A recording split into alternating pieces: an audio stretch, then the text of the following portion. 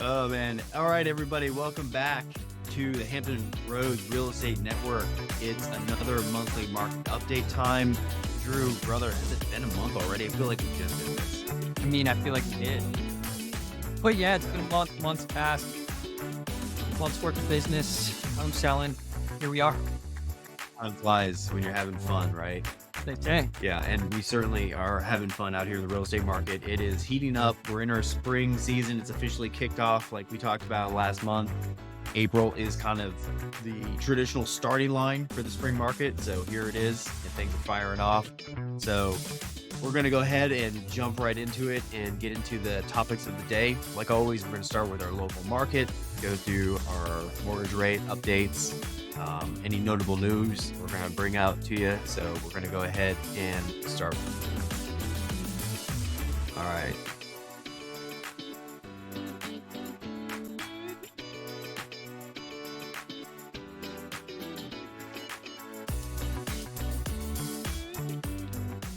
All right. As always, this should look familiar for all of you who have joined us before. For our monthly updates, we always start with our market review of Hampton Roads. Like always, this is all the cities in the south side in the peninsula, only residential. There is no commercial real estate here. So just detached and attached residential real estate. That's what we're looking at. That's what we do. So we're always going to start here at the top line. So median sales price, we're at 332,000 as our median sales price. That's up 3.8% from last month, up 6.9% from this time last year. Again, if you joined us before, you know that this is kind of what we've been expecting, and we are still on the rise as far as home values are concerned. Our next line that we always cover is our median days on market. So this is an indication of how fast things are selling. And we are at 14. I think that's about where we were. It's down 17%. So that's just a couple of days difference there when it comes down to it. So 2 weeks on average, that's fast. That's accounting for homes, of course, that sell in one day, averaged out with homes that take a while, like 30 or 40 days or more. So 14 days, that's fast, guys. Things are moving pretty quickly. If it's priced right, and if it's a good home in a good location, it's selling quickly. And the next line here is our average percent of list price received. This has stayed pretty much flat since the beginning of the year with a little bit of variation, but 100%, that just means that people are listing their homes for, let's say, 332,000, and they're getting 332,000. So, and in a lot of cases, again, more than that. So you can expect to pay the ticket price if you're out there shopping for homes. And last but not least, we have the most important criteria that we've been looking at over the past few months, month supply of inventory. This is the main thing that's in the news out there. I'm sure everybody's well aware that there's just a low supply of housing inventory out in the market, both in our local market and nationally. There's a lot of variability out there, but I mean, at 1.6 month, that's really low. For comparison, we want to see 5 or 6 months for a balanced market. So we're still a long way off from that. And like I said, that's not new. We've been dealing with that for quite some time here. So it's down 10% even from last month. And we'll talk a little bit more about what we kind of expect in the next few slides in relation to some of the other metrics. But I'm going to go ahead and pass it over to Drew. He's going to do our mortgage rate update as usual. Drew, go ahead, take it away. Yeah. So, we're going to jump into the mortgage news. Like Ryan said, unfortunately, we had seen an uptick in rates over the last, week or so. The average rate on a 30-year fixed mortgage rose to just over 7%. Again, we were seeing some rates in the 6%, a little bit lower. And this is ultimately due to inflation. It remains stubbornly high, as you see highlighted here, with the headline number at 3.5% in March. So this is keeping the rate elevated and the economic outlook cloudy. The Fed has been working to bring the inflation to a sustainable level of 2%. When we do see that, if we see that, when we see it, at that point, probably start to see those rates, drop a little bit. However, what we are reading and seeing in the headlines over the past, again, week or so, those rate reductions that we saw kind of on the horizon, potentially for spring, maybe early summer, they seem to possibly be fading, and hopefully that's not the case. And hopefully we will still see some rate reductions, over the course of this year. On to the next, slide, we have our current mortgage rates. Again, these were ran yesterday. So your 30-year, once again, is right around, 7.57. You see they're up a little bit from, the previous week. Ryan, I know you're going to jump into a few scenarios regarding, what news is reporting and in regards to those rates. Yeah, we're gonna stick with rates a little bit longer because it's a big issue, obviously, right now, and we've hammered housing inventory and home prices the past couple of months. So I think really the main topic that we're gonna stick with is rates this time around. But I did want to say, as Drew mentioned, you know, now we're looking at June for our first rate cut. And just last month that we had covered that. And, in the beginning part of the year, our first market update at the beginning of the year, we were hoping for, I think, if I remember correctly, in April rate cut. Yeah, Now we're to June. So if you've been following us for the past couple of months, kind of the scenarios that we were talking about that it was trending towards, it looks like that is happening. And we're going to go through a few different scenarios right now that other professionals out there are looking at. So there's a little bit of debate, obviously, as there always is, about what might happen with rates and the economy. And the reason why that this is important, I wanted to bring this up, is because the Fed actually has a meeting at the end of April. So obviously, these Fed meetings are always a big deal. So experts are predicting what might happen. So we're going to cover scenario one, which is mortgage rates will decrease slightly after the Fed's April meeting. So we're going to call scenario one the most optimistic scenario. that's fair. Where yeah, where some experts, particularly Michelle White, who's a national mortgage expert at the CE shop, she thinks that we could see a slight drop in the range of 0.125% to 0.025%. So not huge, but trending down, which is what a lot of people want to see. So that's our scenario one. And I think that I don't know how likely that it is, but some people still think that we could see a rate drop at the end of April, early May. So there's still hope for that apparently out there. And um her most optimistic projection is totally about 1% decrease for the whole year. So all said and done, we might see a total of 1% reduction. So if you take our rates for what they are right now at 7.5%, we're looking around a 6.5%, maybe towards the end of the year. So that's scenario one. Scenario two, have some experts saying that mortgage rates won't decrease until at least June. We mentioned that just briefly just a second ago. That's kind of where things were trending just a month ago, saying that we might have to wait till June before we get our first mortgage rate drop. And the mortgage rate drop might not be as dramatic as some people might have expected in the early part of the year, according to this article. And again, like we just said, that's kind of what we were hoping for at the beginning of the year when we did our first market update. So inflation numbers are okay, but a lot of people still don't think that they're at where they need to be. Even though there's some optimism for rate cuts, we were hoping for, like he says right here, we were forecasting 3 to 4 rate cuts in 2024 at the beginning of the year. And now it seems unlikely. So for a lot of people who are hoping for a lot of rate cuts and maybe some significant rate cuts to get us to 6% or maybe a little bit below, that's looking less likely. And then it says here, looking at the current data, there's roughly a 50% chance we'll see a rate cut in June. So all said and done, really, it's a coin toss whether or not we'll see a rate cut in June. So that's our middle option, I guess you could say, like still anticipating rate cuts, but we might have to wait a little bit longer. And you probably figured out by now that scenario three is some people think that we won't really see a big change in mortgage rates from where we are now. And so this article right here sums it up, obviously in the title, but the last line here says, I believe we will continue to see rates remain stagnant in the 7% and 6% range until 2025 and potentially longer. So there is at least a chance, guys, that the rates are what they are right now at 7-ish%. And that's where we're going to stay probably for a while. And if you look at the rates historically, we've touched on this before as well. That's not bad.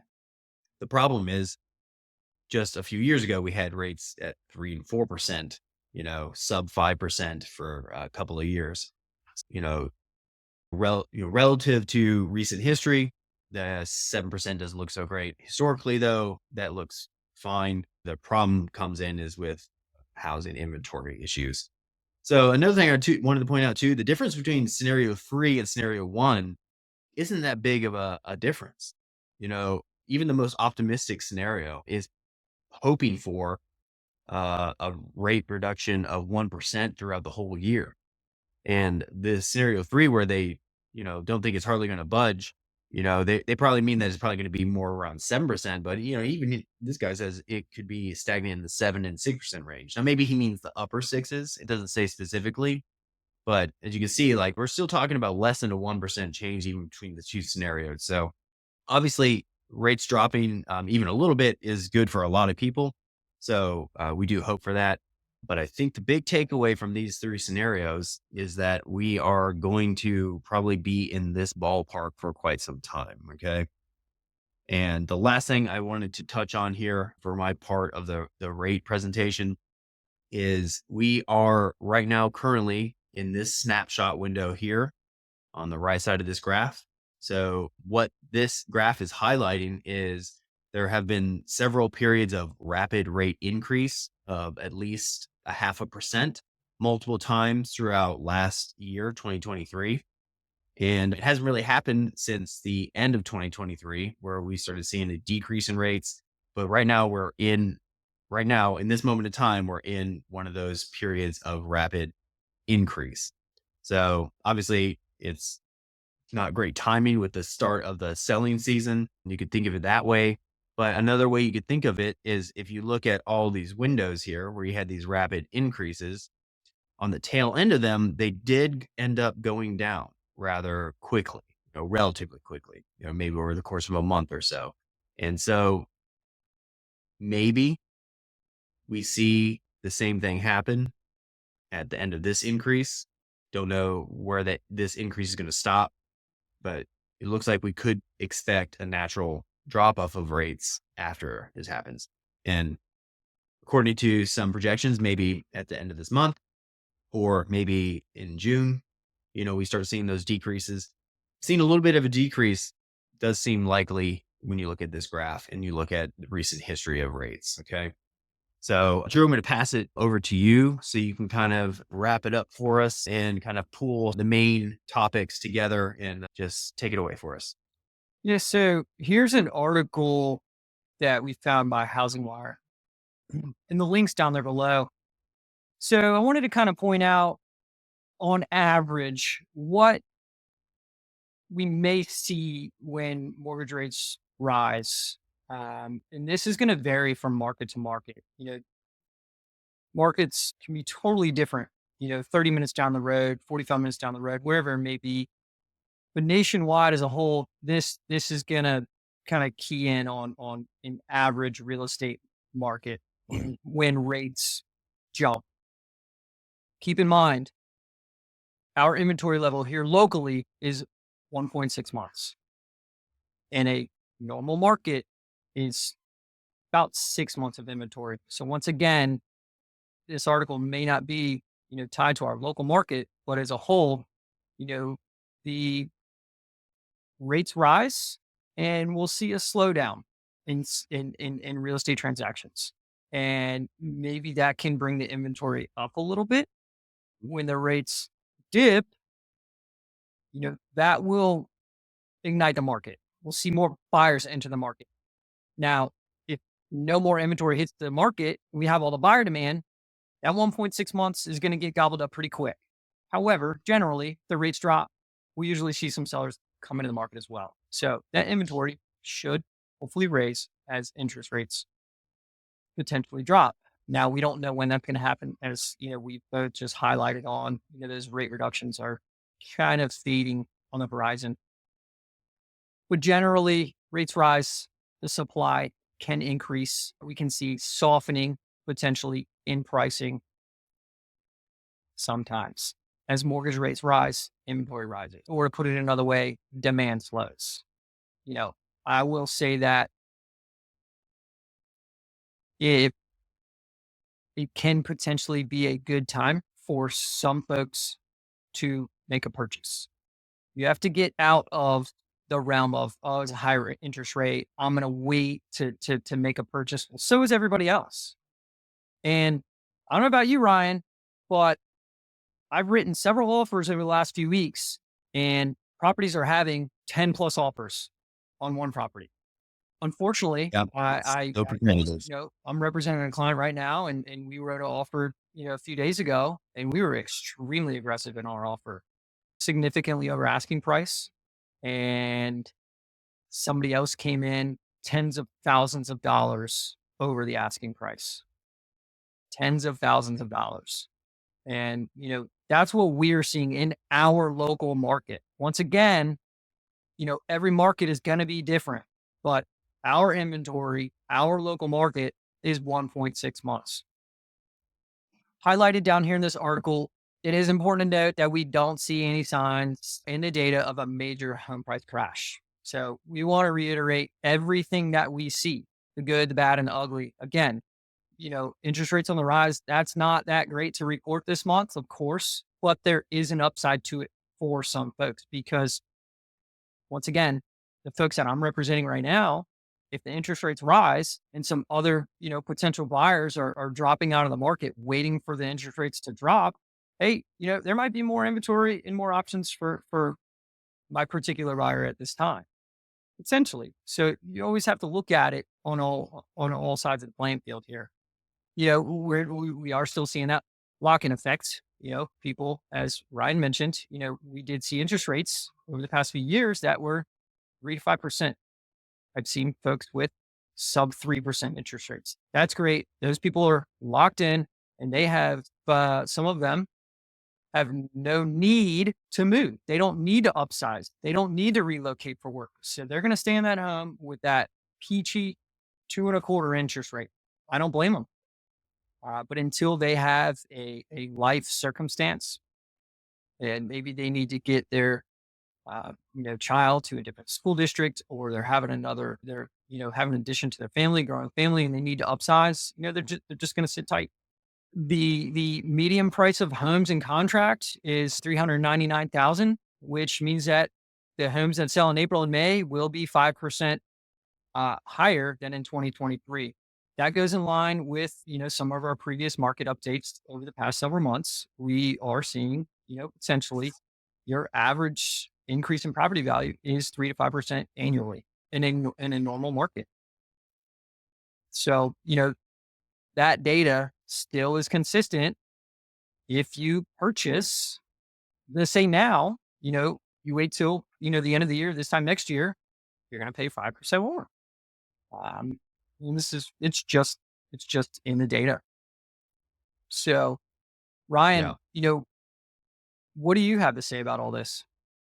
So those are national numbers, like Drew was saying. And so I just wanted to bring it back to our local level because coastal Virginia is where we work, we live. This is where we're doing business. So I wanted to point out that our local market here in Hampton Roads is still very affordable, even when you compare it to markets that are not that far away. Okay. So we talk a lot about a lot of things because we do want to cover national news and all that stuff because that stuff is important and it does affect us. But at the end of the day, like I said, we work and live here in Hampton Roads, Virginia, and that's where we're doing business. So I always like to remind people, even though that we have a lot of issues going on in the housing market with affordability, home inventory, rates, all that stuff that does matter.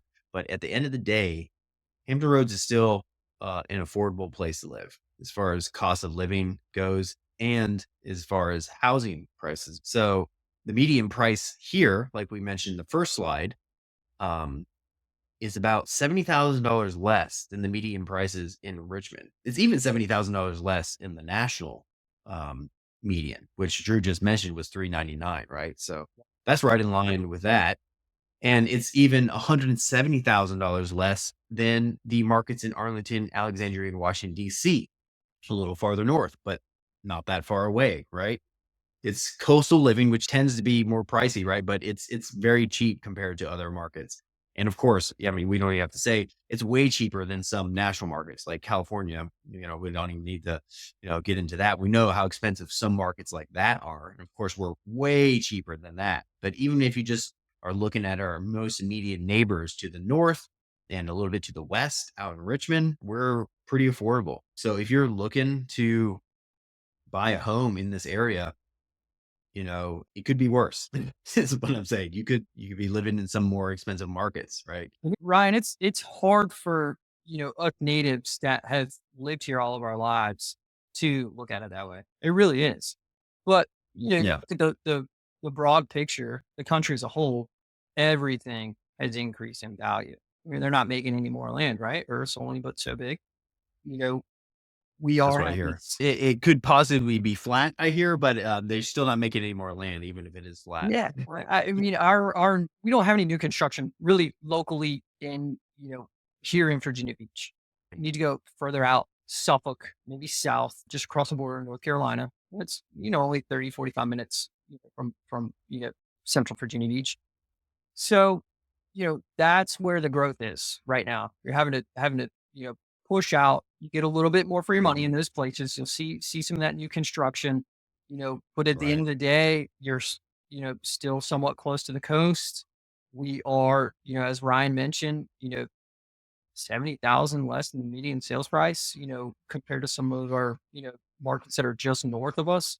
We're on the beach. We're in a great place. We do have a great economy here locally, plenty of jobs, plenty of history, beauty.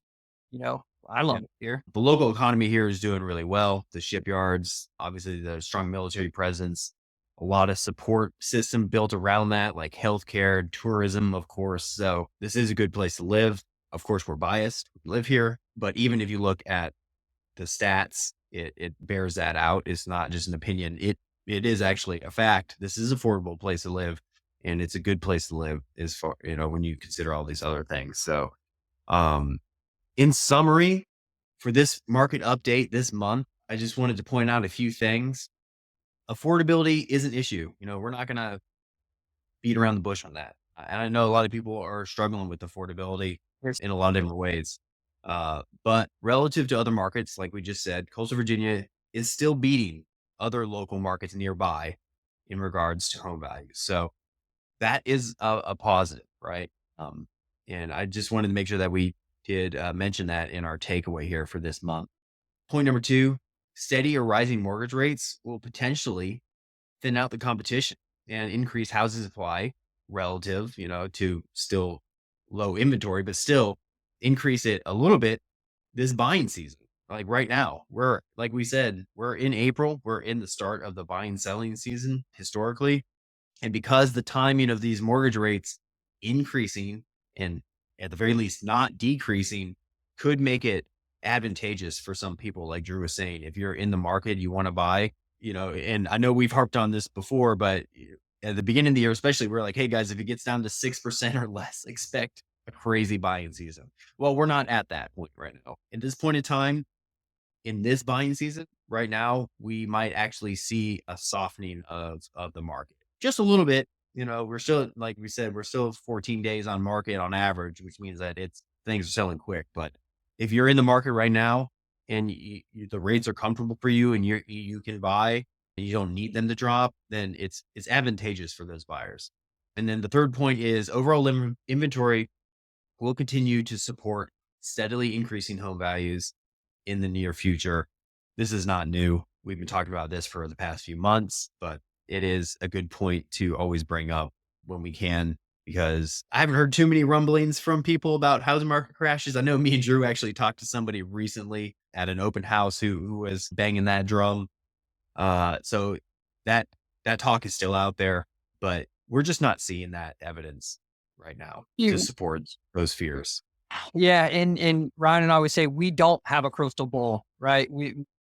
I wish I did, but we don't. We'll have to buy And one. can something happen in the economy down the road? Absolutely. It always can.